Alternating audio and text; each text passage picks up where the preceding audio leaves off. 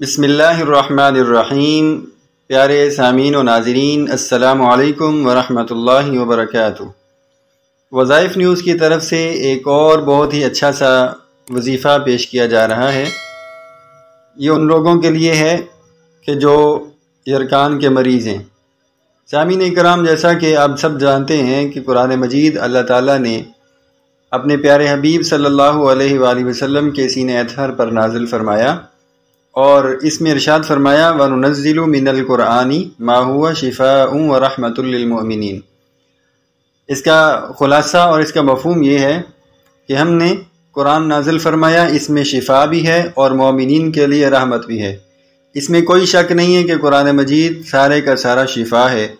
تو اسی کے پیش نظر ایک قرآنی وظیفہ پیش کیا جا رہا ہے۔ یہ وظیفہ ان لوگوں کے لیے ہے کہ جو یرکان کے مرض میں مبتلا ہوں۔ تو سورۃ البینہ 30ویں پارے کے آخری پاؤ کی صورت ہے سورۃ البینہ۔